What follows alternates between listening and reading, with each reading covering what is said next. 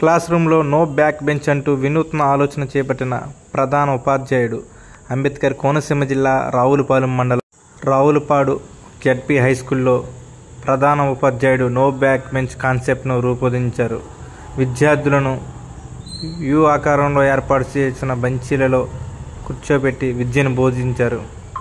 స్కూల్లో no bench concept ద్వారా విద్యను బోధించడం వల్ల ఎవరూ కూడా వెనకబడకుండా ఉండే అవకాశం ఉందని ప్రధాన ఉపాధ్యాయుడు తెలియజేశారు.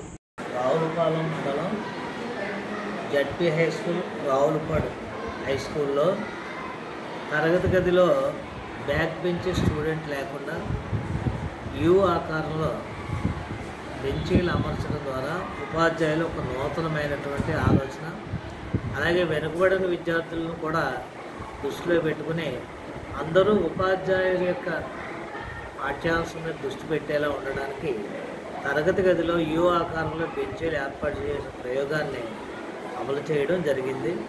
దీనివల్ల విద్యార్థులందరూ కూడా ఉపాధ్యాయుడు చెప్పే పాఠ్యాంశాలపైన, అలాగే వారు క్లాసులో ఏ విధంగా ఉంటున్నారనేది ఉపాధ్యాయుడు తెలియడానికి ఇది ఎంతో ఉపయోగపడుతున్న ఉద్దేశంతో ఈ కొత్త ప్రయోగానికి మా పాఠశాల ఉపాధ్యాయులు దీన్ని ఒక ఆదర్శంగా తీసుకుని అమలు చేయడం జరుగుతుంది.